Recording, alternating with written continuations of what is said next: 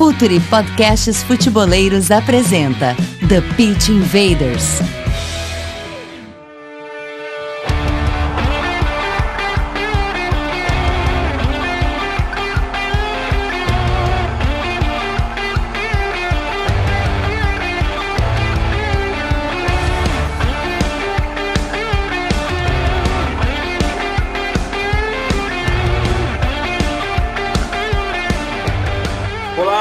Futeboleiros!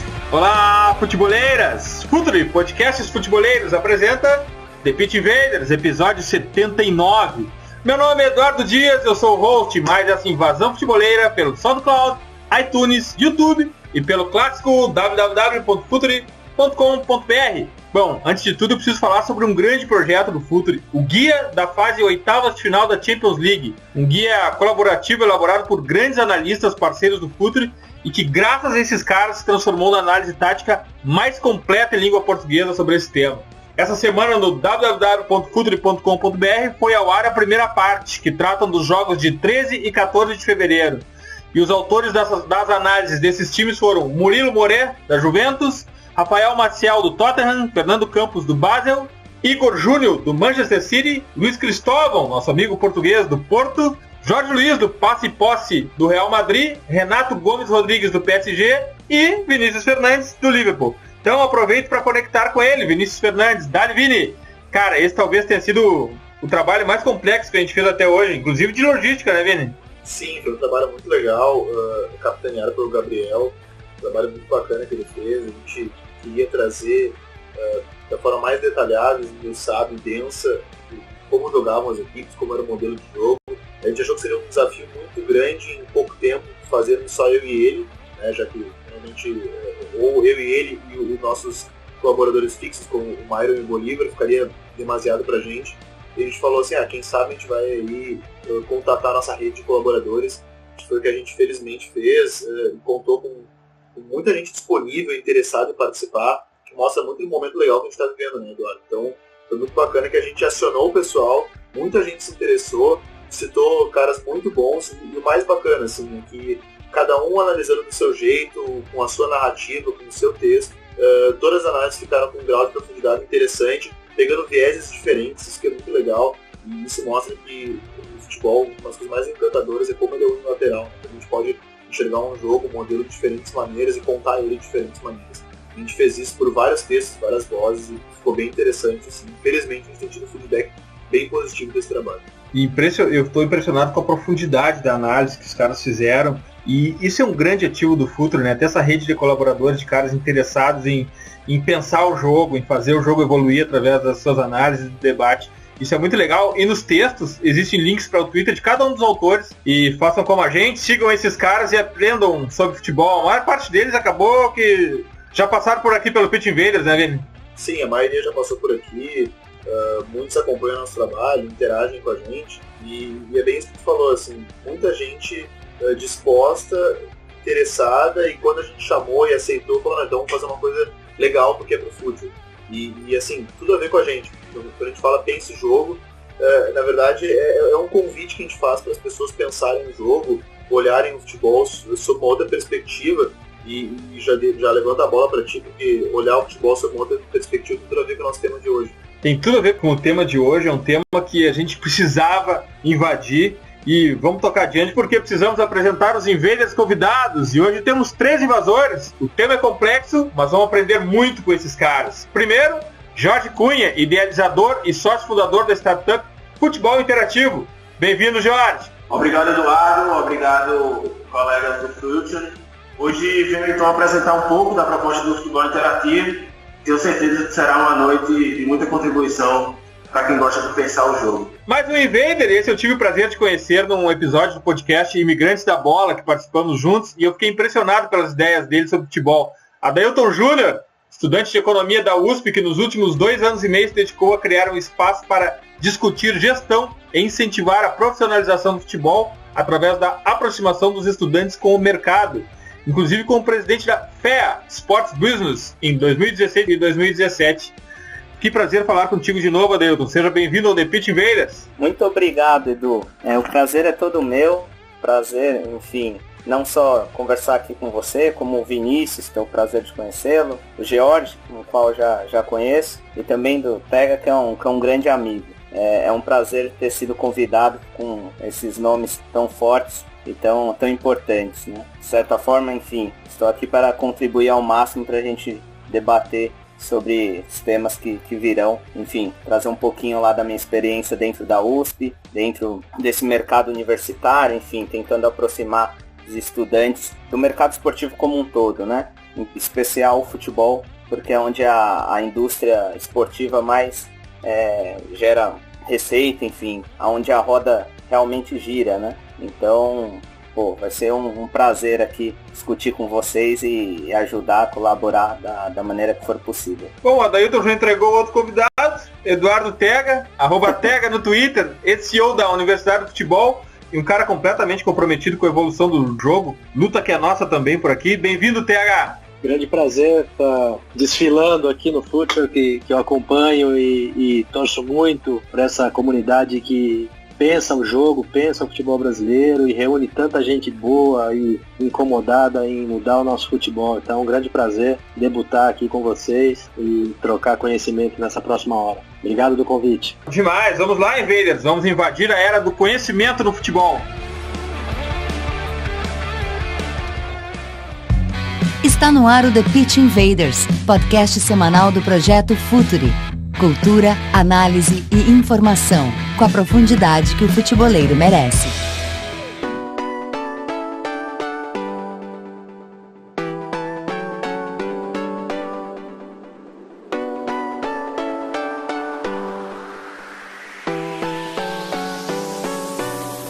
Bem, nos nossos 78 episódios anteriores a gente falou apenas sobre campo e bola. Hoje também vamos acabar abordando campo e bola, mas também a gente vai falar do background, do que faz a bola rolar em nível profissional. E de uma grande mudança, talvez silenciosa, por isso até a gente está tratando disso aqui, que é a captação dos agentes que pensam futebol. Ou talvez o assunto seja mais complexo, vamos tratar da chegada da era do conhecimento no futebol. Sem querer aqui ter qualquer ar de arrogância, mas alguém precisa falar nesse assunto, não que hoje em dia não se tenha conhecimento, no nosso passado não teve conhecimento no futebol, mas a verdade é que o estudo e a reflexão estão fazendo parte do jogo dentro e fora de campo agora e preparando o futebol na próxima década. Mas vamos começar pelo campo, afinal de contas, já que a gente trouxe campo e bola até aqui, eu já acabei escrevendo sobre isso no Twitter, Tega. Eu sempre relatei e sempre tive muita certeza que na década passada as crianças que passavam a maior parte do tempo jogando futebol, elas tinham uma imensa vantagem sobre os que dividiam o tempo com o colégio e atividades extracurriculares. Afinal de contas, o talento com a bola era o único skill que importava, muito acima de todo o resto. E eu tenho certeza também que para os jogadores de futebol da próxima década, a habilidade com a bola ainda é importante e exige horas de treino. Quem leu Soccernomics sabe que de preferência 10 mil horas, né? Mas o nível intelectual adquirido no colégio, nessas aulas extracurriculares, agora estão ganhando importância no cenário do futebol e no modelo de jogo atual. Só a habilidade com a bola já não basta mais, é essa a impressão que eu tenho e é isso que a gente vai discutir aqui, pelo menos nesse começo que a gente trata de campo e bola. Sem a compreensão do jogo, sem business intelligence, sem entender os princípios e modelos do futebol, onde os espaços sumiram, a condição atlética de excelência e as estratégias são bem mais sofisticadas, não vai haver espaço para o boleiro que de alguma forma é um adjetivo estigmatizado e pejorativo, porque trata o atleta apenas como o cara que joga bola e não pensa em nada em volta. Mas eu tenho certeza que o vocabulário de movimentos e a perspicácia adquirida na rua ainda elas são muito importantes. Mas saber jogar o jogo e a força mental, acho que isso sim, isso que vai dizer onde esse jogador vai jogar, Tega. Se no clube do bairro ou na Champions League, que a gente fez o guia. Acho que o mais importante de tudo é que esses skills, essas habilidades, elas são treináveis, né, Tega? O que tu acha disso? Tu acha que, começando pelo campo e bola, também o nível intelectual ele vai ser uma exigência maior no jogador da próxima década? Sem dúvida alguma. Eu tô lembrando de uma passagem há quase 10 anos, onde por mais de uma vez pais de atletas brigavam conosco num projeto de formação de atletas. A gente tinha um conceito diferenciado, onde era um conceito de atleta inteligente, né? Onde a qualidade da educação desse atleta, ela não era uma necessidade, não era uma muleta, né? Ela era uma necessidade para resolver os problemas do jogo. E nós, naquela época, conseguimos um colégio particular com uma grade curricular muito melhor do que o ensino público, né? O ensino público brasileiro. E os pais dos atletas, alguns pais e atletas, brigando que o filho dele não estava lá para estudar, estava lá para jogar futebol. Então esse é um pouco o retrato do que é a nossa cultura de formação, que ela está no momento de transformação, né? Nós temos uma cultura de formação deficitária, confusa, oriunda da principal escola do talento do futebol brasileiro, que é a rua, né? Com o processo de urbanização ao longo das décadas, a gente perdeu e vem perdendo esses ricos espaços de prática espontânea, com qualidade, onde se desenvolvia a criatividade e a essência do futebol brasileiro. E o grande desafio no século XXI é como olhar para esse mundo complexo que nós vivemos, esse mundo de redes sociais, de Big Data, de inteligência artificial, de jovens que consomem o futebol de uma forma completamente diferente do que nós consumimos, e criar esses espaços nas academias, nas categorias de base, esse jogo criativo, inteligente, que é a essência do futebol brasileiro, com os desafios de um mundo completamente globalizado e complexo, de um futebol que a gente hoje, infelizmente, pratica uma segunda divisão do futebol mundial, né, do futebol praticado no Brasil. Então esse é um grande desafio de mudarmos a cultura de formação, e passa desde o atleta, do treinador, do executivo, do dirigente, do torcedor, né? Nós vamos passar por uma grande reeducação, né? Já há alguns anos eu falava que a gente ia piorar muito antes de melhorar. Ainda não terminamos de piorar. Essa é a minha leitura crítica. Então eu continuo otimista que nós temos um grande potencial de desenvolvimento, principalmente nas categorias de base, no desenvolvimento de atletas, com profissionais capacitados e sensíveis para ajudar nessa transformação. Adailton, quando eu falo de inteligência, nível intelectual do jogador de futebol, é claro que eu não quero que ele saiba os afluentes da margem direita do Amazonas, mas eles precisam ter noção do negócio onde ele está inserido, do que envolve o futebol, e mais do que isso, até dentro de campo mesmo, porque no momento que somem todos os espaços e as estratégias precisam ser mais sofisticadas, ele precisa entender o que é uma diagonal, aonde que ele tem que estar, qual é o ponto de partida, o ponto de chegada, saber jogar o jogo, né, Adalton? Exato. Isso me lembra muito aquela questão da visão sistêmica e da visão cartesiana, né? O jogador hoje em dia ele precisa dessa visão como um todo, né? Ele precisa ter essa noção, então, da visão mais completa, da questão mais ampla. Então, e para isso ele precisa, enfim, adquirir, ter as suas skills, e aí entra de novo a questão da educação. A educação ela é fundamental nesse ponto, desde um momento de uma decisão, de uma batida de pênalti, por exemplo, numa decisão, que precisa ter o controle psicológico, precisa ter por isso a importância de ter uma equipe completa dentro de um time de futebol, por exemplo, que englobe psicólogo, que tem um certo preconceito ainda muito forte com esse profissional, com o próprio gestor, enfim. E isso vai influenciar na hora que o jogador, enfim, principalmente quando ele vem da base, na hora de uma tomada de decisão, na hora de, por exemplo, perder a cabeça muito fácil num jogo mais quente. Então tudo isso faz parte também dessa importância do jogador saber que tudo aquilo que é aprendido numa sala de aula ele vai utilizar, com certeza vai utilizar também dentro de campo, né?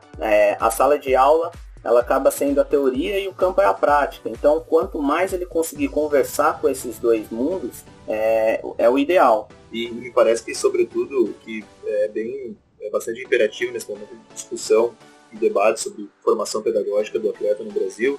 A gente teve a oportunidade, eu como equipe do Futre, o Eduardo foi, o Emílio também, o Gabriel, numa palestra do Israel Teodo, que ele deu aqui em Porto Alegre, há alguns meses. Ele falou muito sobre essa visão mais sistêmica de formação e sobre estimular o jogador a tomar decisões. estimular o jogador, na verdade estimular o indivíduo a tomar decisões desde cedo, e sobre um processo pedagógico que estimule isso desde cedo. E eu pergunto para vocês em relação à realidade dos clubes brasileiros. Eu sei que não tem como a gente fazer um apanhado tão preciso, porque a gente não vive dia a dia, mas os clubes brasileiros têm essa preocupação em implementar esse modelo pedagógico mais sistêmico. Como é que vocês veem o panorama? Só uma pergunta para os dois, se sentir mais à vontade, podem responder. Olha, Vini, eu venho percorrendo muitos clubes no futebol brasileiro, né, com o tempo que eu desenvolvi trabalhos na Universidade de Futebol, e tive a grata satisfação de fazer muitos amigos através da bola, né? Então, ídolos que eram minhas referências e hoje são meus amigos, e isso extrapola o campo, tá? E a formação, isso vai para o jornalismo, vão para as outras áreas ligadas diretas ao espetáculo. E o que a gente pôde constatar é que há sim uma qualificação e uma produção muito grande de conhecimento no Brasil que muitas vezes não é revelado, né? Você veja, o próprio Israel, um amigo querido, que faz um trabalho maravilhoso, Viçosa, com outros tantos amigos, e produz conhecimento de altíssima qualidade. Aliás, os irmãos Costa, né? Varley também é um grande profissional e tem trabalhos inovadores no futebol e no esporte lá em Belo Horizonte. O próprio Rodrigo Leitão, que é um grande ícone também aqui no nosso país, é um jovem talento que estuda profundamente as relações do jogo, a complexidade do jogo, e os pilares, acho que nossos grandes pais ali, o próprio professor João Batista Freire, João Paulo Medina e Alcides Scaglia, né, que são a base ali da pedagogia, a pedagogia da rua, que estudaram muito essa origem. Então, muitas vezes a gente, com o advento agora, principalmente das últimas décadas, de que você praticamente não tem barreiras para buscar o conhecimento, né? A gente foi invadido com uma série de conceitos e uma série de conteúdos de várias regiões e várias influências que causaram uma grande miscelânea e positiva, né? Quem saiu na frente justamente foram uma geração mais nova, né?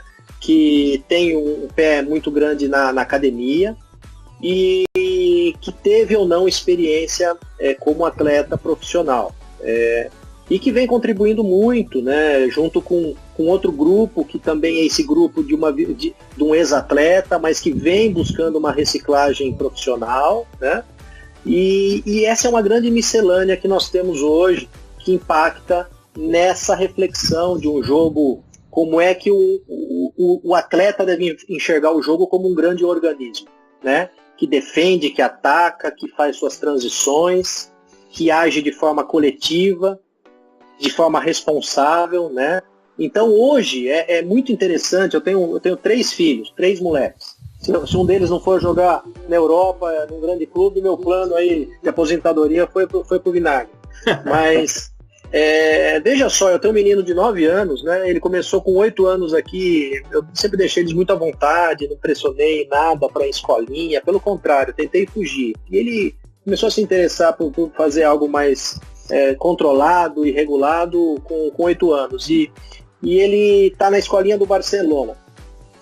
E eu tinha a oportunidade de conhecer ali os coordenadores, tínhamos feito algumas parcerias, inclusive com a Universidade de Futebol. Mas olha que interessante, os meninos, esses garotos de 8, 9 anos, hoje eles absorvem conteúdos do jogo e nomenclaturas e conceitos que é inimaginável que a gente tivesse qualquer pista disso quando eu tinha 8, 10 anos jogando minha bola na rua o dia inteiro. Então, assim, eu tenho um exemplo de 14 anos em casa. O meu mais velho tem 14 anos também e também se apaixonou lá e está jogando lá também. Então, veja só o pequeno que não sabe o que vai virar e falou semana passada que quer ser goleiro. Eu fiz que nem ouvi. Mas olha que interessante, né? Olha o mundo que nós estamos. Essas mesmas crianças, esses garotos, assistem futebol, a Champions League, jogando FIFA e no telefone trocando ideias com os amigos, né? Então, assim, é um outro mundo, é muito conteúdo, muita coisa nova, uma transformação muito rápida. O grande desafio vai ser realmente a gente não ficar para trás, não dormir no ponto, porque a cada ano que a gente não consegue evoluir em termos de resolver problemas estruturais do futebol brasileiro, a gente se atrasa demais para grandes centros produtores de conhecimento e de espetáculo, né? Então, essa é um pouco uma leitura mais ampla que a gente vai poder entrar mais e aprofundar sobre questões mais sistêmicas ali que o Adailton puxou e lembrou tão bem. Adailton. O Tega é referência nesse assunto, né? Quando fala, fica até quieto para aprender também. E eu concordo plenamente. Eu também tive minha experiência no futebol, joguei até os meus 16 anos, e eu ainda tive aquele trade-off ali, tive que escolher entre continuar os meus estudos e continuar, enfim, ou continuar na carreira dentro do futebol. Para alegria da minha mãe e para não tão alegria do meu pai, eu resolvi continuar minha carreira nos estudos. E eu já naquela época eu sentia essa questão, por exemplo, da importância do videogame, né? Já começava por aí que, enfim, a gente ia brincar ali e já começava a ter umas discussões do que era 3-5-2, do que era 4-4-2, além dos treinamentos, né? Então, fazer marcação por zona. Então acabava que já naquela época a gente já aprendia por videogame muitas coisas, muitas nomenclaturas. Hoje então, isso está relevado a N potencial, né? Porque a enésima potência, porque assim, desde muito cedo eu tenho um primo pequenininho que, ele já brinca já do celular, ele já começa a jogar ali, enfim, as coisas são muito antecipadas não, né? O conteúdo, ele vem muito mais cedo, então essa transformação, ela vai ocorrer de maneira mais rápida, e isso nós temos que ficar realmente antenados, porque assim, um ano não é só um ano que perde, né? Um ano que a gente fica para trás, até agora acompanhar o outro é mais 2, 3. Então, assim, o quanto antes nós quando eu digo o Brasil como um todo, se antecipar, enfim, não ficar acomodado de ser um exportador de commodity, que é praticamente isso que acontece hoje no futebol brasileiro, né? Nós os clubes acabam dependendo basicamente de exportar jogador de base, que ainda é a nossa principal, enfim, nosso principal produto, se é que podemos dizer assim, diferenciado. Nós precisamos correr, precisamos acelerar esse passo, porque senão a distância ficará cada vez maior, né?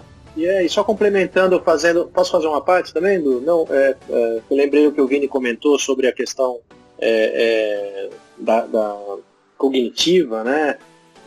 E de se pensar ali, o jogador ali, que eu trouxe a questão até do jogador inteligente, né? Acho que o grande desafio é justamente, né, a gente tinha e temos ainda um grande embate da força física com essa inteligência de jogo, né? Então, a gente tem um desafio muito grande, porque a gente sabe um caminho, tem muitos bons profissionais no futebol brasileiro que entendem os conceitos e nos ouvem, né, e colocam em prática na medida do possível, isso quando não está sufocado por um gestor amador que não tem essa mesma compreensão, né?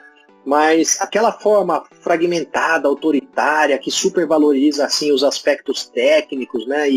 E isso já é para um sentimento muito ligado ao passado, né?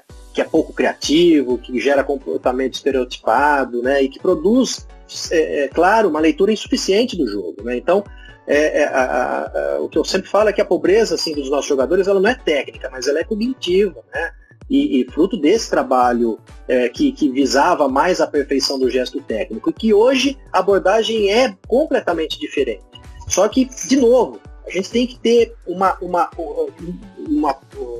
mudança muito grande, uma transformação muito mais rápida, não só na disseminação desse conhecimento, na democratização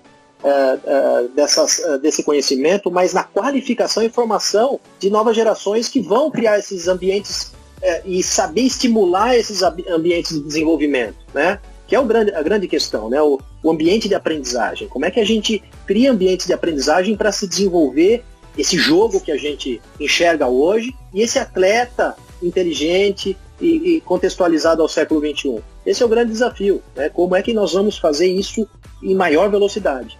O que tem para falar do jogador da próxima década, Jorge? Olha, eu acredito que, como eu já ouvi os colegas mencionarem, a gente tende a ter um jogo que valoriza cada vez mais os aspectos cognitivos, né? Eu acho que o futebol, de maneira geral, ele tem apresentado algumas ênfases e isso implica em alguns modismos, no bom sentido mesmo, né? A gente teve durante a década de 90, por exemplo, uma ênfase muito grande na preparação física, ali 80, 90, né? E hoje, por exemplo, a gente tem uma ênfase muito grande na análise de desempenho, né? Na função de análise de desempenho, que remete a aspectos muito táticos do jogo, por exemplo. Então já tem uma ênfase muito grande na tática e como analisar, né? Como avaliar a performance, algo que já era feito, por exemplo, em várias outras modalidades há muitos anos, começa a ser incorporado pelo futebol somente alguns anos atrás, pelo futebol brasileiro muito mais recentemente ainda. E acerca do jogador da próxima década, eu também concordo com os colegas que vai ser um jogador que precisa pensar o jogo ainda mais do que o jogador no atual momento, né? E nessa direção, inclusive, a gente pode apontar como a ciência tem contribuído para isso, né? Como a ciência tem se aproximado do esporte e do futebol para estimular, né? E esse é um grande desafio, né? Porque a gente inicialmente tem uma perspectiva mais externa do jogador, né? Acho que o Eduardo estava comentando os aspectos, uma ênfase em algum momento dos aspectos físicos, dos aspectos técnicos, e nem sempre a gente consegue avaliar, né, questionar isso que é mais abstrato, de respeito à maneira como o jogador concebe o jogo, né? Hoje, inclusive, algumas próprias nomenclaturas, né, que a gente não ouvia algum tempo atrás, como gestão de espaço, né? Aquele jogador que preenche, eu acho que já diz respeito a esse jogador que é muito forte do ponto de vista cognitivo, esse jogador que é muito forte do ponto de vista do processamento da informação, né? Uma vez que remete à cognição.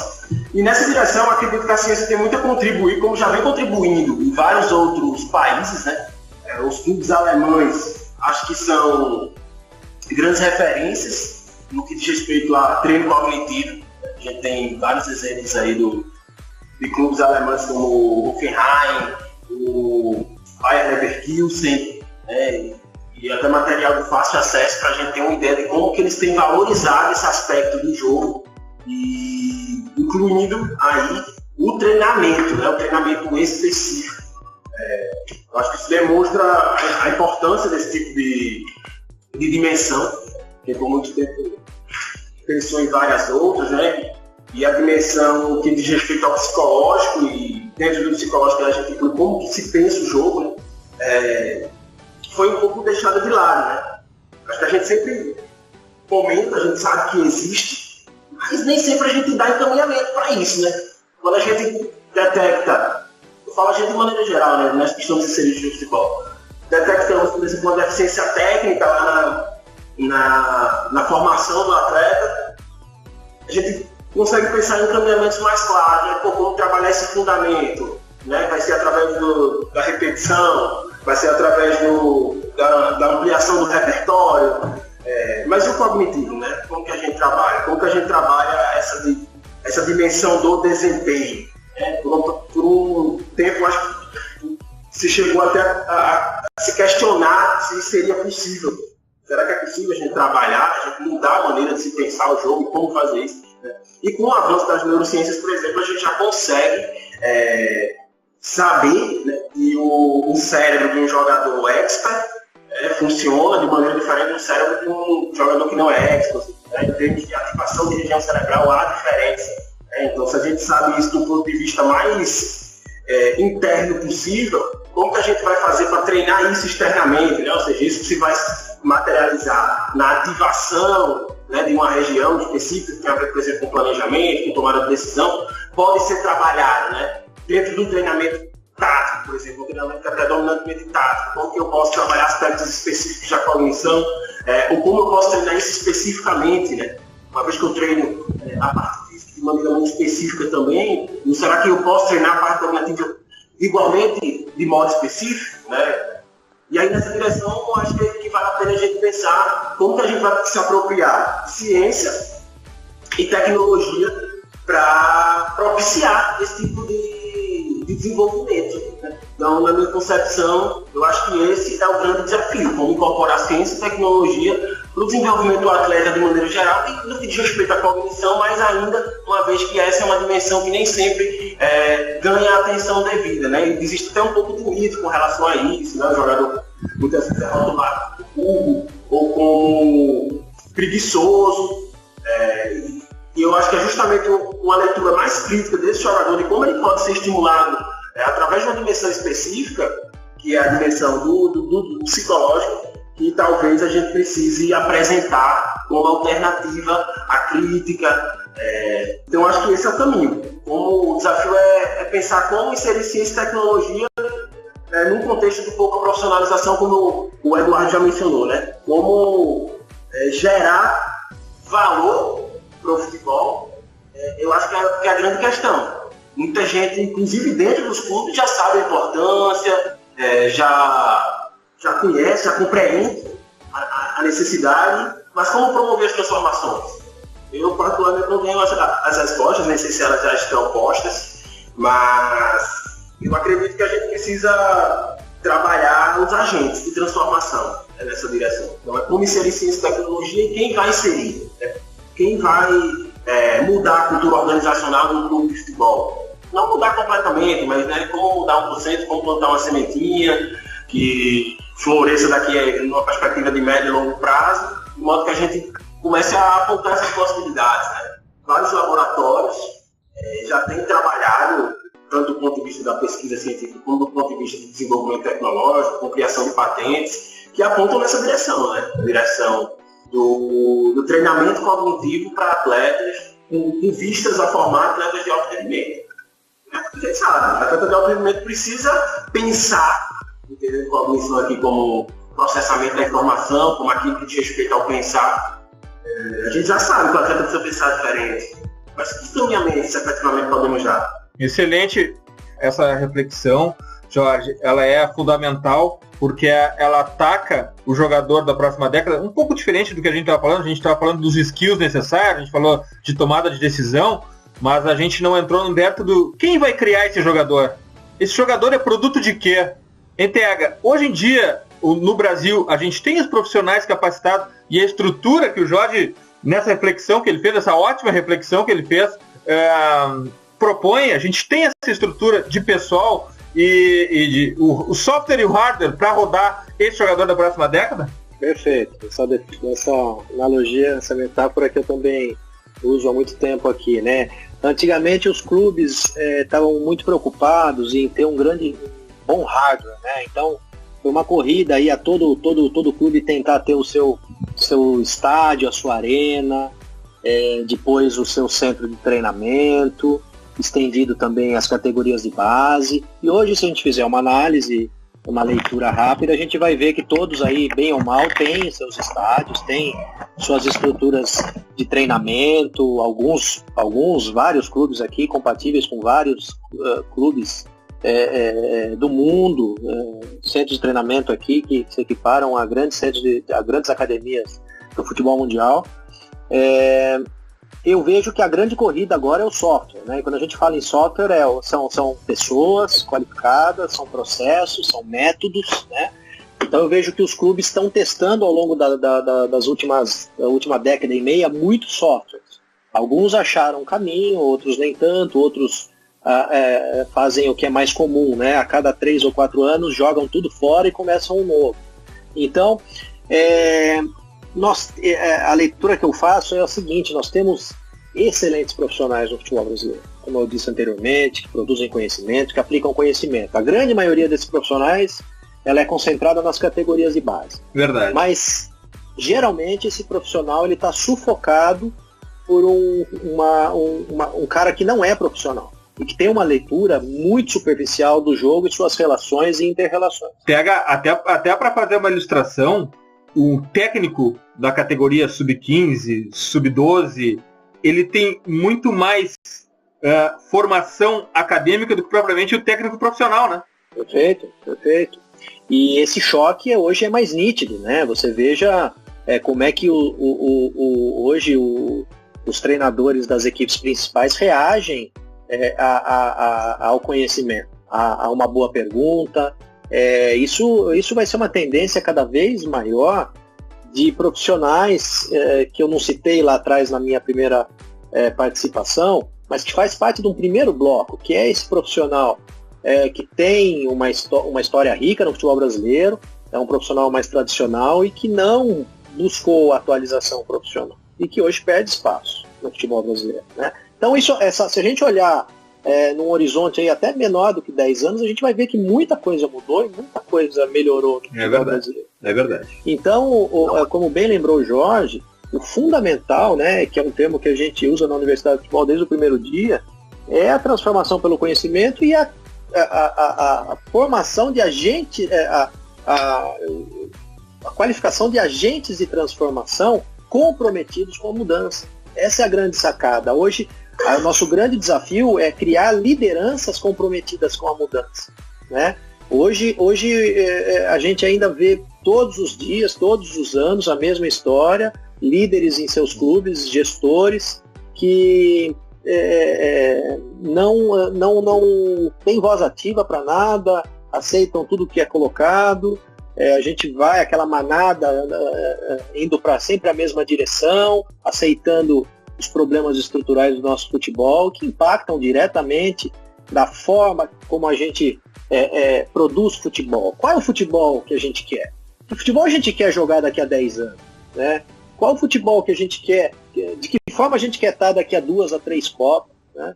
Será que é suficiente a gente ganhar uma Copa, como temos totais condições agora no próximo, agora em julho, junho e julho, e a gente ter uma sexta estrela e a gente continuar com o futebol que se pratica aqui dentro e colocar uma cortina de fumaça nisso de novo, né? O quanto faz bem perder uma Copa ou perder um jogo de 7-1. Para mim foi o grande legado do futebol brasileiro, o 7-1, a forma como impactou na sociedade, a forma como a gente pensa o jogo hoje, né? Há muito mais interesse em pensar o jogo, em entender o tipo de jogo, o futebol que é feito aqui, o trabalho que é feito nas categorias de base, se precisa ou não de qualificação profissional para trabalhar lá dentro do campo, se o gestor, o presidente também tem que ser mais responsável, que tipo de espetáculo que a gente quer. Então, a sociedade foi impactada de uma forma muito positiva com esse abalo enorme que a gente sofreu, né, com esse impacto enorme.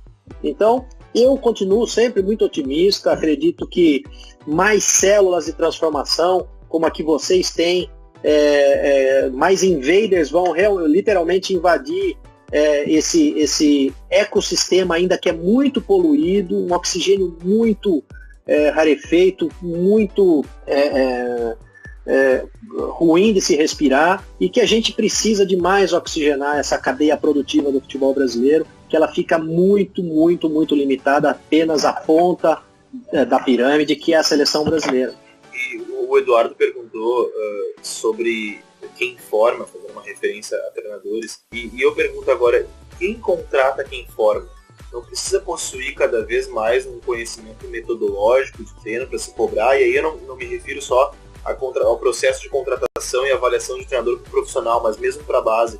Conhecer metodologia de treino, conhecer como o cara trabalha, como o cara desenvolve um modelo de jogo, como é que o cara pensa uma temporada inteira, pensa uma pré-temporada. Vocês não entendem que há necessidade cada vez maior do dirigente, independente da instância do cara que eu ocupo, mas o dirigente ter um conhecimento de campo e bola cada vez maior? Dailton. Eu acho, e aí nessa questão eu acho que engloba uma questão ainda mais importante, né? A filosofia do clube. O que o torcedor do clube deseja? O que o dirigente deseja para esse torcedor? O torcedor tem paciência com a categoria de base, o torcedor quer algo pronto, enfim. Eu acho que assim, tem que respeitar a identidade do clube e respeitar e conhecer, mais do que respeitar, também conhecer a identidade do seu torcedor, a história do seu clube. E muitas vezes a sensação que tem, pelo menos que eu tenho em muitos casos, é que os dirigentes eles caem de paraquedas em alguns clubes e assim, não pesquisam, não descobrem a história que o clube tem, qual a sua origem, o que o torcedor deseja. Então, assim, eu acho que precisa sim dessa linha, dessa ideia, e principalmente precisa ter uma linha a ser seguida, né? Tem que ter um manual enfim, que todos os seus stakeholders estejam, né? Então, isso eu acho muito importante e que em muitos momentos eu sinto falta no nosso futebol, o que acaba sendo bem diferente quando nós comparamos com o futebol europeu, né? Inclusive, se a gente estender um pouquinho dessa questão, vem até para os clubes, que é até, enfim, de certa forma curioso, porque os nossos clubes são sociais, né? São associações e assim, não tem preocupação alguma com o lado social, em muitos casos. E é diferente, por exemplo, quando você olha lá a Premier League, você olha a Inglaterra, que teoricamente não deveria ter essa preocupação, mas assim, eles têm essa preocupação, fazem questão de deixar isso claro, fazem questão de abordar as comunidades, de certa forma, de ter essa comunicação mesmo com a comunidade, enfim, e é algo que falta muito ainda no nosso futebol. Jorge, a gente está falando sobre a era do conhecimento no futebol e eu quero saber de ti, a tua experiência no futebol interativo, e se chega para ti a percepção que existem mais pessoas atrás de conhecimento no futebol. O futebol interativo surge justamente da escassez de oportunidades de formação no segmento do futebol, e isso tem muito a ver com a minha trajetória profissional, né? Uma vez que eu era aluno do curso de psicologia e tinha uma história no futebol, eu sempre tentei conciliar, né, a minha ciência, profissão, com esse contexto com o qual eu, desde muito cedo, sempre fui muito familiar. E durante a graduação eu percebia a dificuldade de se conciliar ciência, né, cientificidade, conhecimento, qualificação, e aí, por consequência, a meritocracia, né, que entra em todas essas questões que nós discutimos anteriormente, no contexto do futebol, né? Então, aquilo me impactava muito, né? Durante a minha trajetória, eu tive a oportunidade de passar em vários programas de pós-graduação do Brasil, né? Sempre estudando futebol e sempre fazendo esse link com a prática. Então, para mim, ficava muito... me chamava muita atenção quanto havia de distanciamento, quanto há, né? Essa situação não mudou.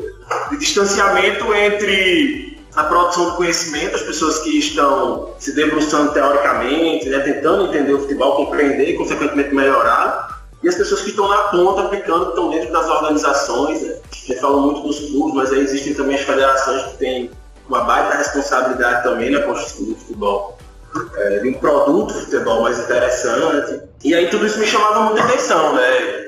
Conheci algumas realidades, né? Só que de Natal, onde eu estou hoje novamente, em Rio Grande do Norte, mas morei uma parte em Monterrey, no México, lá eu também trabalhei com futebol, trabalhei dentro do clube de futebol, né? Estava dentro da universidade pesquisando futebol, morei posteriormente em Belo Horizonte, né? Onde eu também tive a oportunidade de estudar futebol dentro da universidade e de estar na ponta, né? Dentro de federação, do clube, ter essas experiências.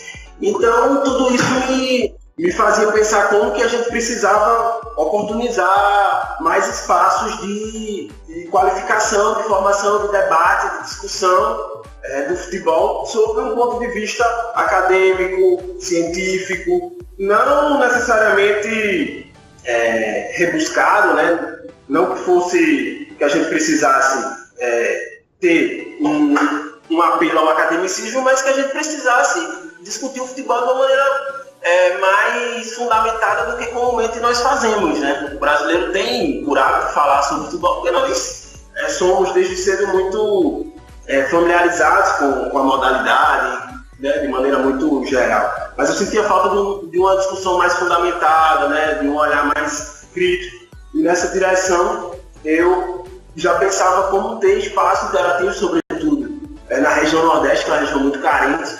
de oportunidades de formação, de qualificação, né? As principais oportunidades estão muito fortemente concentradas no Sudeste do país.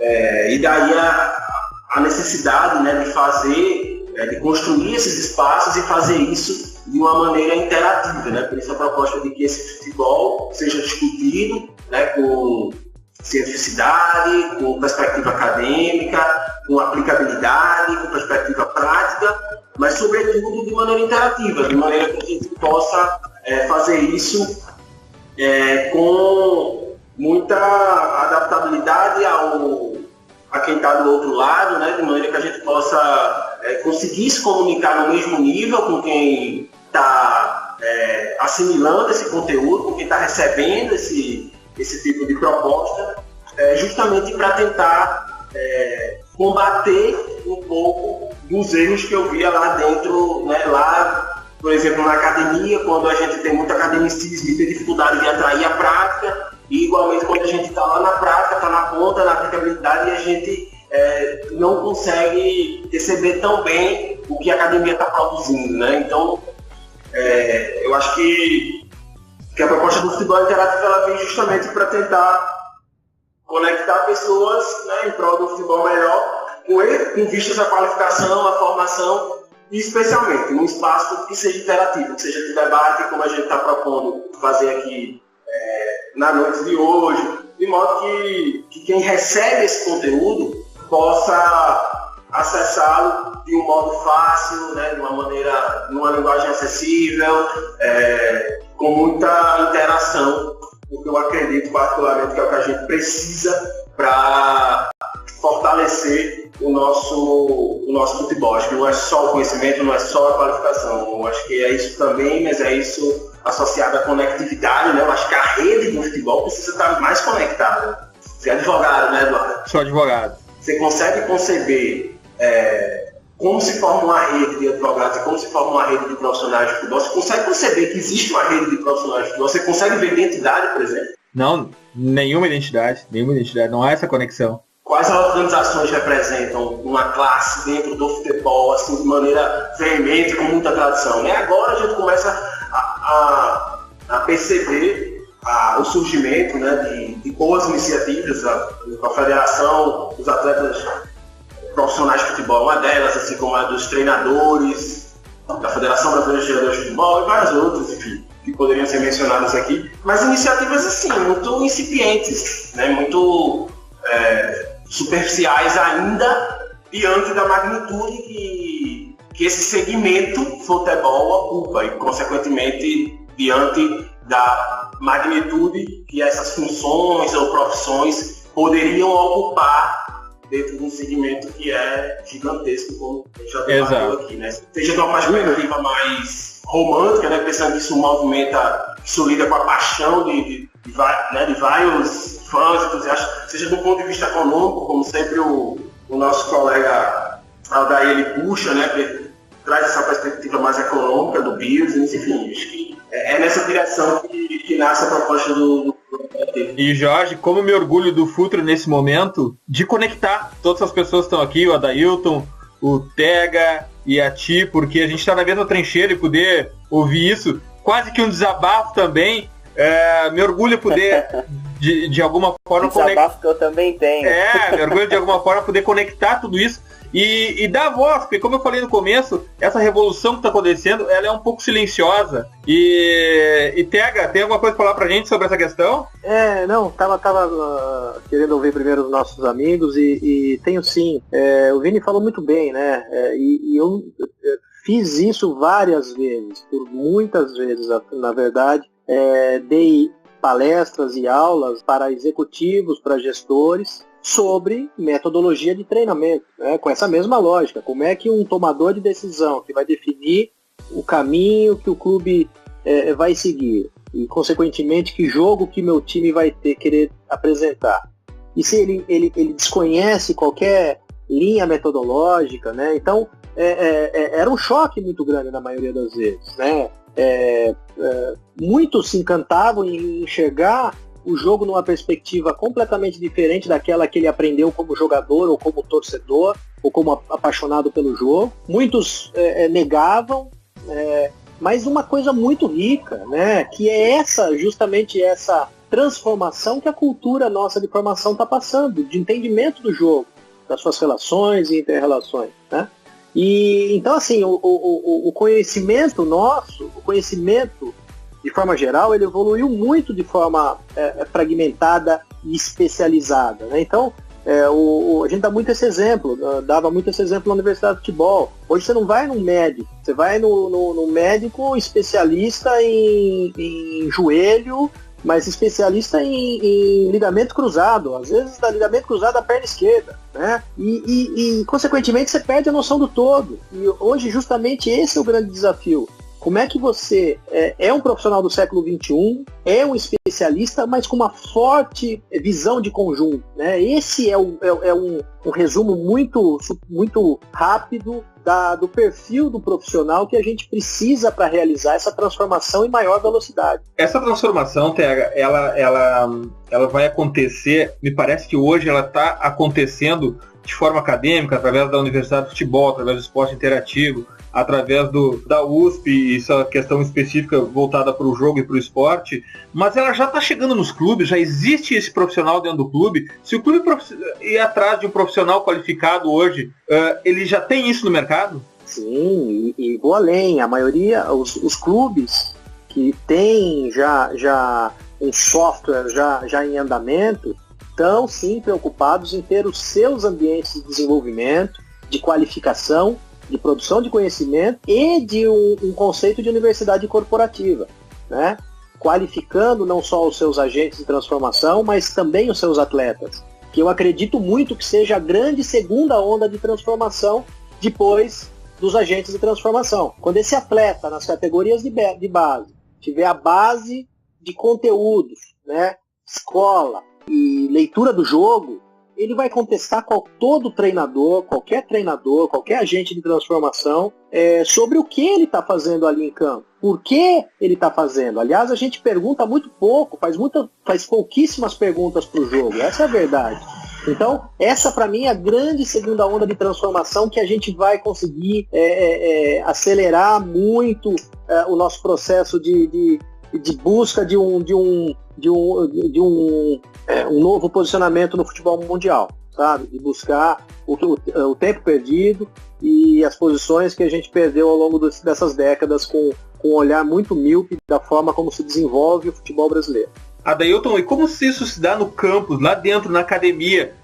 Os alunos sentem essa vontade de participar do mercado do futebol, do mercado, vamos ampliar um pouco do mercado do esporte no Brasil? Não é muito decepcionante tudo que eles veem e ouvem todo dia na televisão? Ou até mesmo a restrição de mercado mesmo, isso não diminui a ansiedade desse profissional, desse aluno hoje, de tentar a sorte nesse mercado? Isso com certeza, Edu. Essa é uma questão bem interessante, inclusive, porque durante o tempo que eu liderei a organização estudantil lá na Faculdade de Economia e Administração, foi muito legal essa conversa que eu pude ter com as outras faculdades, com os outros institutos. Desde o pessoal lá do jornalismo, que tinha um setor, tem uma área lá da empresa Júnior que chamava Setor Arquibancado, voltado para o jornalismo esportivo. Desde o pessoal lá da EFUSP Júnior, que era uma empresa júnior na Faculdade de Educação Física e Esporte. Desde, por exemplo, eu descobri que lá na odontologia tinha um grupo de estudos voltado para o esporte, por causa que os protetores bucais dos lutadores eram feitos lá. Enfim, tinham estudos, por exemplo, de professores, inclusive, que apoiavam a ideia de terem protetores bucais, inclusive para os jogadores de futebol, para diminuir alguns impactos, enfim, como no caso que aconteceu com o Renato Augusto, com o Álvaro Pereira, na época que estava no São Paulo. Então você começa a descobrir um mundo muito grande e ao mesmo tempo muito segmentado. Isso eu estou falando dentro do próprio campus da USP. Eu não estou falando assim num universo muito na faculdade do lado, vizinha, tem coisas acontecendo também em prol do esporte e não se comunicam, né? Tem essa separação. Então, durante todo o tempo, enfim, isso é até algo que eu levo pro resto da vida, a gente tentar sempre conversar o máximo possível de todos os ambientes. Então, até nessa linha, por exemplo, o pessoal do INSPER, o Fabinho, que o Tega conhece, tá abrindo lá o INSPER Sports Business, tem um pessoal da Unicamp, conversei já ajudei o pessoal lá da FEA Ribeirão, que é aqui no interior também de São Paulo, conversei com o pessoal da Federal da Bahia, enfim, e todos nessa busca por, de alguma forma, tentar trabalhar dentro do esporte, tentar propor algo a mais do esporte, evoluir o esporte, em especial o futebol, né, que acaba sendo a grande paixão do brasileiro. E às vezes trava muito em algumas questões mais burocráticas. Eu digo até por mim, muitas vezes, minha mãe fala que eu falava, né, com as amigas aqui, que eu estava fazendo faculdade de economia e elas perguntavam, e aí, tá trabalhando em banco, alguma coisa? Aí ela falava, não, ele quer trabalhar no esporte. Aí olhavam assim e falavam, putz, isso aí só tem ladrão. Então, até dessas reações próximas são travas, né? Que a gente tem que enfrentar. E a maneira mais fácil, a maneira mais eficaz de fazer isso é justamente unindo forças.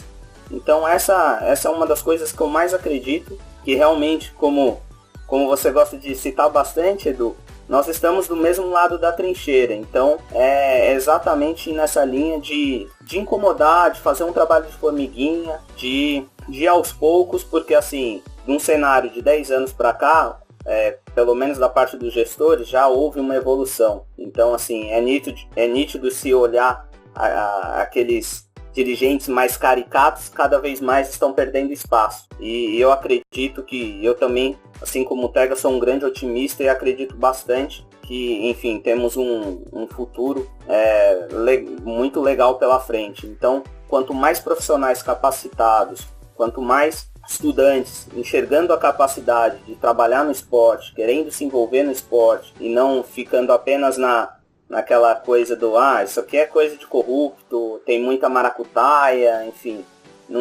Eu, pelo menos do tempo que eu estive liderando a organização estudantil na USP, eu descobri, assim, a minha maior felicidade, que eu carrego, assim, com muito orgulho, foram os amigos que eu fiz e pessoas muito boas que trabalhavam no esporte. Então, eu acredito bastante no esporte justamente por essas pessoas que eu conheci. E eu também sou um otimista, mas fazer um pouco de advogado do diabo aqui, perguntar para vocês assim, como se inserir, se qualificar e olhar para o ofício de gestor no futebol sob uma perspectiva otimista, sem envolvimento direto com política de clube, por exemplo. A gente sabe que isso, e como também tentar driblar algumas amarras políticas e conseguir galgar alguma posição em algum clube, tentar se firmar nessa carreira, porque é muito difícil, né? A gente vê gestores de sucesso no Brasil, ex-jogadores, ou então, muitas vezes, caras que foram empresários e acabaram ocupando um grande cargo, ou mesmo o caso clássico do cara que entrou num grupo no movimento político, virou conselheiro, virou diretor de futebol e assim por diante. Como é que vocês lidam com isso nos cursos, nas palestras? Como é que vocês lidam com essa questão política? De forma direta, né, Xará? Não se separa a política do futebol como não se separa a política da nossa vida, né? A política ela vai estar sempre lá e hoje nós temos uma crise não só política, isso serve para o país e para o futebol, né? Política, moral, ética, técnica e intelectual. Porque o que acaba acontecendo é que, por não querer se envolver com política e as coisas ruins que o futebol também tem, e que o esporte nacional também tem, os bons profissionais acabam se afastando. Então há hoje uma necessidade enorme de cérebro para transformar não só o modelo vigente, né? Esse é um modelo falido, um modelo piramidal que não se sustenta mais. Por sua vez, o clube tem um modelo também onde a conta não fecha, onde as práticas não são tão transparentes quanto gostaríamos, e faz-se tudo em função de resultados esportivos, e o lado econômico muitas vezes é deixado de lado, e isso é uma cultura também do torcedor brasileiro. Então, atacando realmente o ponto central da questão, né? Nós temos que fazer a boa política, temos que ter lideranças comprometidas com a mudança e temos que ter um modelo diferente desse modelo atual. É dessa forma que a gente vai conseguir fazer futebol competitivo, lutando por que nossos clubes disputem melhores campeonatos, que esses campeonatos estejam em centros econômicos que possam fazer frente a clubes da Europa. E para isso a gente tem que ter gente comprometida com o desenvolvimento e não com os interesses próprios, interesses particulares, como a gente está cansado de ver. Jorge, qual área de formação vocês estão atuando e qual profissional que vocês vão colocar no mercado? Em que setor de um clube, em aspecto prático, em que setor de um clube ele vai atuar? Pois é, hoje a gente não tem assim, uma área foco em função de está tudo muito numa etapa inicial, mas a gente espera atuar em várias áreas, né? Eu acho que existem várias áreas emergentes relativas a funções que tendem a crescer dentro do futebol, né? Como análise de desempenho, análise de mercado, funções ligadas à área de gestão, né? Como o Adailton e o Eduardo pontuaram muitíssimo bem, né? Que geralmente possuem a capacidade de tomar decisões estratégicas, né? Mas tudo isso vai ser construído em função da interação com o público, né? Do feedback que a gente vai ter, dos estudos que nós vamos realizar. Então, de maneira segmentada hoje, eu não tenho como responder essa pergunta. Tem um pouco da minha expectativa, né? Eu acredito muito que essas áreas comerciais, que análise de desempenho, análise de mercado, são áreas cada vez mais demandadas dentro do futebol e atendem uma demanda de curto prazo, né, urgente, para vários contextos. E acredito no potencial da área de gestão em função de tudo isso que a gente discutiu aqui, né? A gente precisa de tomadores de decisão bem qualificados, de pessoas que realmente sejam formadas para o segmento do futebol, né? E não pessoas que caem dentro do futebol, como você exemplificou aí, porque é da chapa vencedora e tem uma posição no conselho, e agora ela ocupa o cargo de direção, né?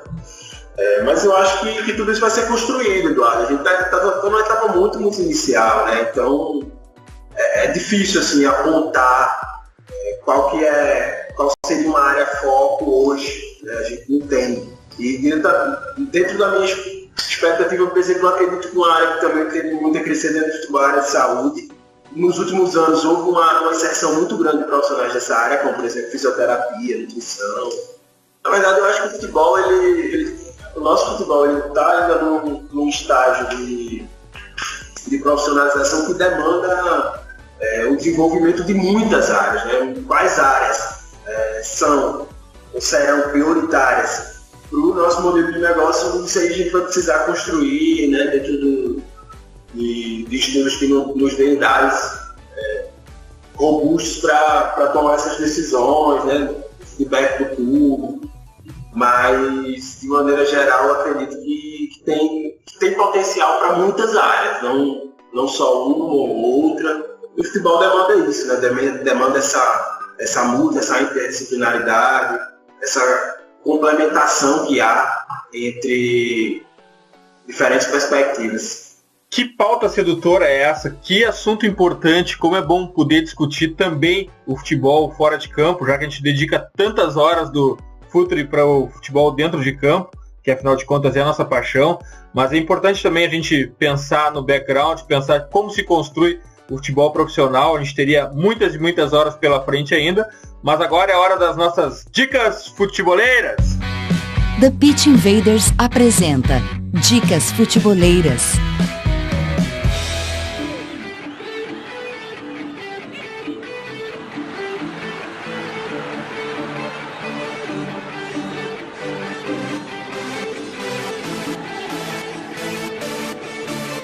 Bom, a minha dica futebolera é o grupo de WhatsApp dos Invaders. Quem quiser participar, que mande uma mensagem no Face ou uma DM no Twitter solicitando a inclusão e deixando seu número. Já temos mais de 100 participantes e discussões em altíssimo nível por lá. E qualquer tentativa de clubismo, nosso administrador Myron já chega junto. A outra dica futebolera é uma consequência dessa. Eu peguei por lá e é um baita artigo do Invader André Andrade, o @PepGênios, sobre um tema que a gente falou muito por aqui, que é a posição corporal do jogador em campo e a influência disso na tomada de decisão e o resultado consequente da jogada. Abre aspas. As vigilâncias e a orientação corporal no futebol. Fecha aspas. Link nas nossas redes junto com a divulgação deste episódio. Vini, qual a tua dica futebolera? Primeiro, eu gostaria de reforçar o nosso grupo que comentaste no WhatsApp, que foi criado essa semana, e já, felizmente, com muito sucesso. A gente tem mais de 100 participantes, uma galera debatendo em alto nível futebol. O WhatsApp tá ali apitando o tempo todo, né? Então a gente não pode olhar, não consegue olhar. São 100 pessoas, não dá pra olhar o tempo todo que o pessoal tá falando. Mas de vez em quando a gente dá uma desbilhotada ali e vê que o papo tá sempre em alto nível. E é muito legal. Inclusive, a pauta que nós estamos gravando hoje na quinta-feira, que vai ao ar na sexta, ela foi uma sugestão da nossa audiência. Então olha que legal, a gente está sendo alimentado direto de conteúdo pela nossa audiência através desse grupo de WhatsApp, que felizmente já é um sucesso. E a minha dica é esse guia, a primeira parte do nosso guia da UEFA Champions League, que mencionaste no começo do episódio. Eu vou fazer mais uma vez um agradecimento ao Murilo Monet, ao Rafael Maciel, ao Fernando Campos, ao Igor Júnior, ao Luiz Cristóvão, ao Jorge Luiz e ao Renato Gomes Rodrigues, que fizeram a análise das equipes da Champions League. É só a primeira parte, a gente vai fazer uma segunda parte das equipes que vão se enfrentar ainda no final desse mês de fevereiro. Então é muito legal que a gente conseguiu reunir um bom time de analistas e essa é a minha dica. Graças, Vini.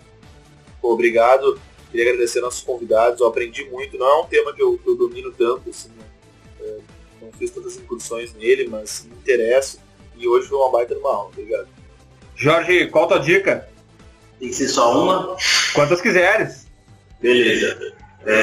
Eu vou deixar dicas de livros. Eu acho que tem 2 livros que marcaram bastante o meu ano de 2016, foi um ano que eu dediquei muito ao estudo do futebol, de maneira ainda mais enfática do que outros anos.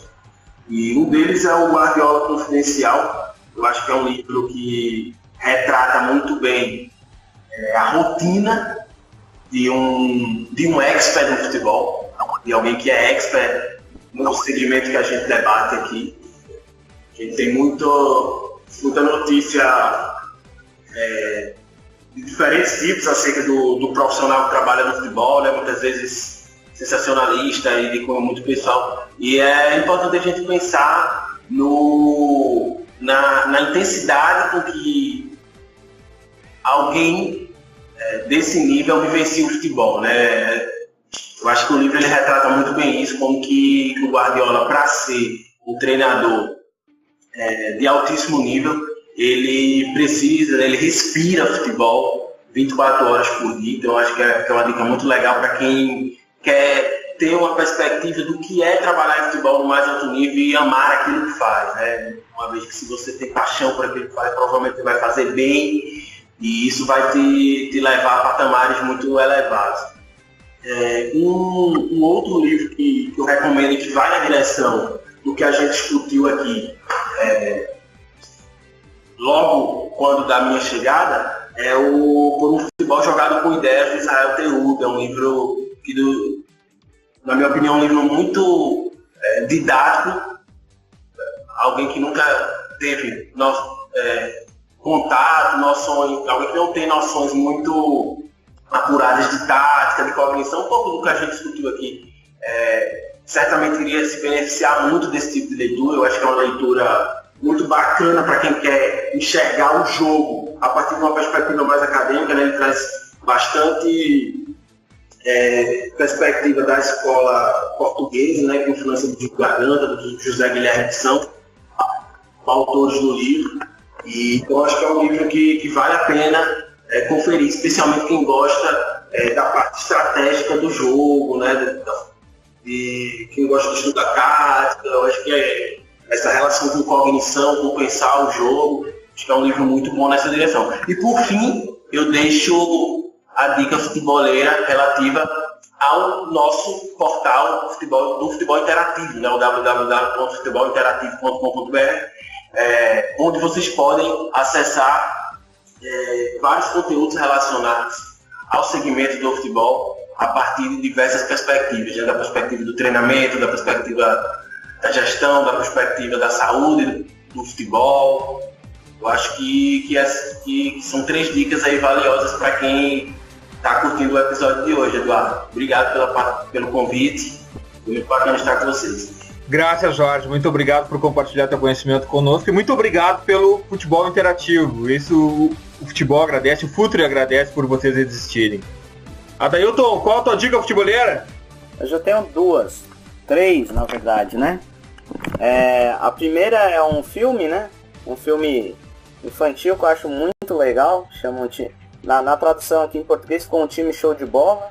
Mas é um filme argentino, né? Do Juan José Campanella, que eu adoro. E 2 livros. Um é o Tempos Vividos, Sonhados e Perdidos, do Tostão. É um livro muito gostoso de ler. É um livro bem legal. E também eu Confesso que Perdi, do Juca Kfouri. Também é outro livro com muitos causos de um grande jornalista que, enfim, viveu como poucos esse ambiente do futebol. E aí, por último, até uma dica para quem gosta de números, enfim, dessa parte mais voltada para a economia um pouco, tem um livro chamado Ages of Wins, que também é muito legal, que, enfim, faz algumas comparações de análises competitivas, de balanço competitivo, fala um pouquinho de NBA, enfim, é um livro norte-americano muito bom também para quem gosta de brincar aí com números. Essas são as minhas dicas hoje. Graças a Dailton. Cara, de novo, foi um prazer falar contigo e aprender mais ainda. Imagina, o prazer foi todo meu. E, foi um prazer e uma honra estar aqui discutindo um pouquinho de futebol com vocês. É sempre muito importante, enfim, agradeço o convite e, parabéns pelo trabalho, enfim, com o Futuri e com os Invaders, enfim, vamos junto que estamos sempre do mesmo lado da trincheira, né? Valeu. TH, qual a tua dica futeboleira? Bom, primeiro, foi um enorme prazer estar aqui no Futuri essa primeira vez, espero ser convidado muitas outras vezes, terei uma enorme a felicidade de ter um papo agradável com vocês, como a gente teve hoje. Agradeço aos amigos Jorge, Adailton, o Vini, Edu, muito obrigado. Tô sempre aberto a contribuições e a auxiliar. Muitas pessoas me procuram principalmente em momento aí de transição profissional ou mesmo em encaminhamento profissional, então eu estou sempre à disposição, estou no LinkedIn, estou nas redes sociais, e é sempre um prazer poder contribuir e ajudar, e a gente nada mais está fazendo do que inspirar que mais pessoas contribuam para essa transformação que a gente tanto sonha, né? Eu tenho duas dicas rápidas. A primeira é fale em inglês.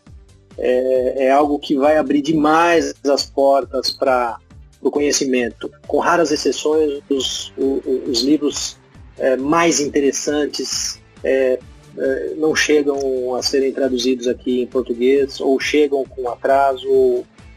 Então, falar inglês é algo fundamental para você buscar cursos, buscar conhecimento que dificilmente ainda a gente tem por aqui, né? Eu não tinha pretensão de ser aceito, fui aceito no mestrado da UEFA há 2 anos, eu estou terminando agora em abril. Foi um turning point na minha vida, tá ao lado de presidentes e diretores das federações da Europa, do futebol, e por isso essa provocação para que o idioma não seja uma barreira na vida de cada um. E o outro é uma indicação que o querido amigo Alcides Scalia me fez no Natal. É um livro sensacional, chamado Antifrágil, do mesmo autor da Lógica do Cisne Negro, e que eu vejo muita contribuição ao futebol, já que é um guia de sobrevivência no século XXI. Na verdade, é algo muito interessante, onde muitas coisas na vida, por exemplo, se beneficiam do caos, da desordem, da volatilidade, e o futebol é um grande exemplo disso. Vale a leitura, é um livro de, deixa eu ver quantas páginas aqui, 662 páginas, mas vale cada uma delas. Então essa é minha dica para todos. Muito obrigado. Graças, Tega. Tu, assim como os outros convidados, são invaders agora, estamos na mesma trincheira. Obrigado por nos trazerem conhecimento para divulgados para os futeboleiros que nos seguem. E nunca esqueçam, os podcasts futeboleiros do Futuri, o The Pitch Invaders e o Entre Linhas, estão no iTunes, no SoundCloud e no YouTube. Assine nosso canal, assine nosso feed, receba nosso conteúdo futeboleiro on demand. Sigam também a nossa playlist futeboleira, #WeLoveFootball do Futuri FC no Spotify. E curtam a melhor galeria de futebol culture do Instagram no perfil Futuri FC. Invadam também o nosso blog futeboleiro, www.futuri.com.br. Vocês vão se surpreender com a primeira parte do nosso guia sobre as oitavas de final da Champions League. Não há em língua portuguesa algo mais completo sobre esse tema. Futeboleiros, nós somos o Projeto Futuri e temos um convite para vocês. Pense o jogo. Abraço e até a próxima invasão de Pitch Invaders.